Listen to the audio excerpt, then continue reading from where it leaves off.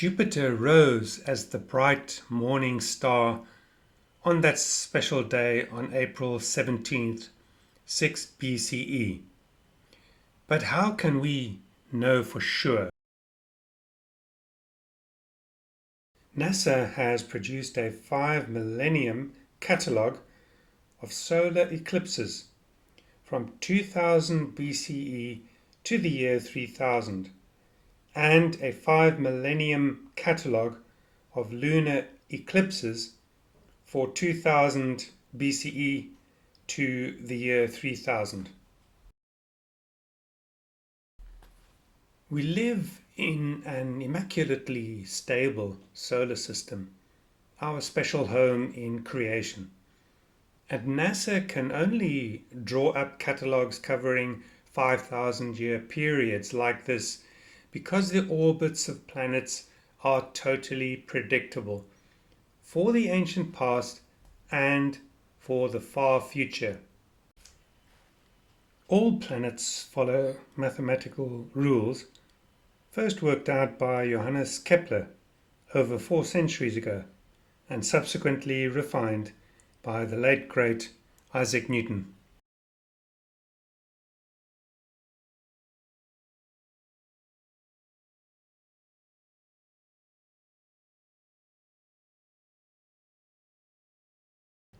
Why did Jesus refer to himself in the book of Revelation as the bright morning star? Can we join astronomical data, New Testament scriptures, and historical facts to show precisely when Jesus was born in Bethlehem?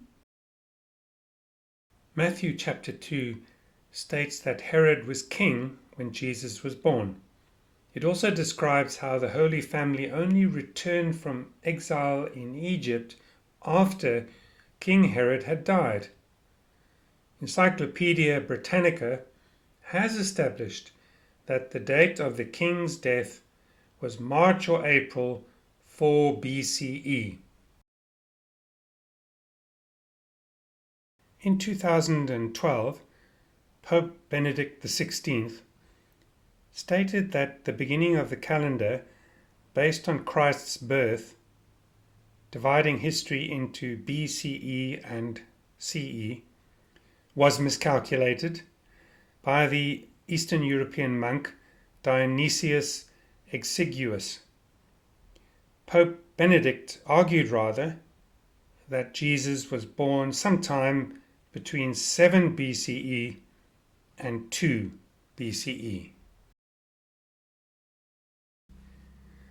Given that Herod was alive at the time of Christ's birth, we must look for a proven astronomical phenomenon sometime between 7 BCE and 4 BCE, most probably closer to 7 BCE, given that Mary, Joseph, and baby Jesus were exiled in Egypt after Herod ordered all baby boys under 2 years old who'd been born in Bethlehem to be murdered by his police. There were portents in the sky leading up to the Star of Bethlehem, so King Herod wanted to eliminate all potential rivals from this time period up to and including the appearance of the Star of Bethlehem. Herod was insanely jealous of his supreme title as the King of the Jews.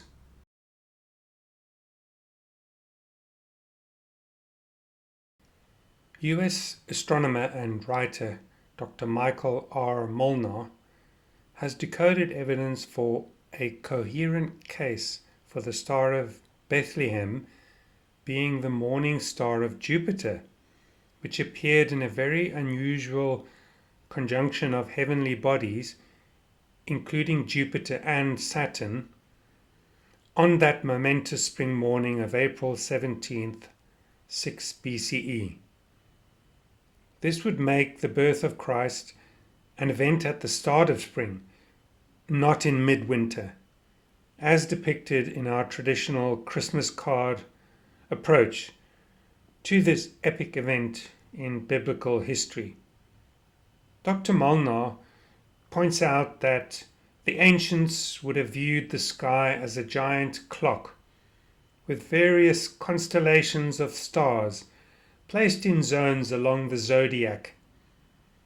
In the zodiac of those times, the sign of Aries, which was the ram, represented Judah and the Jews. This was shown by a Roman coin minted by Quirinius, the Roman governor of Syria, a coin providing convincing archaeological evidence outside of the Bible for the Star of Bethlehem. In his groundbreaking book, The Star of Bethlehem, Dr. Molnar shows photos from his own coin collection of the first Roman bronze coins depicting Aries, issued around 5 to 11 CE, when Quirinius was governor of Syria.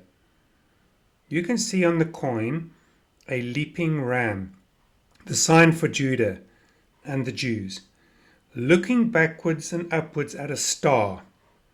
And it would seem likely that the star in this coin represents the very celestial event which had caused such a stir a few years earlier in the region and had inspired the Magi to travel to Bethlehem from the east.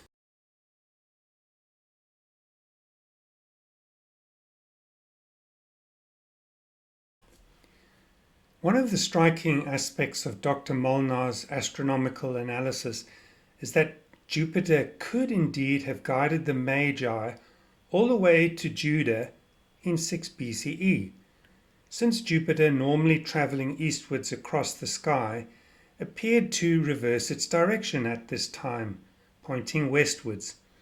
In reality, Earth was passing Jupiter, making it appear to the star readers as if their star was going in reverse. Jupiter would have accompanied them for the rest of their journey like a guiding star. As they approached Judah, they would have seen Jupiter back in the Aries zone of the sky. As they went from Jerusalem in a southwest direction towards Bethlehem, Jupiter would have started orbiting towards the west. This apparent reversal of its normal orbital motion made it seem like the star was going out in front of them. When they arrived in Bethlehem, Jupiter would have slowed down and then halted. After that, the star would have resumed its normal easterly path across the sky.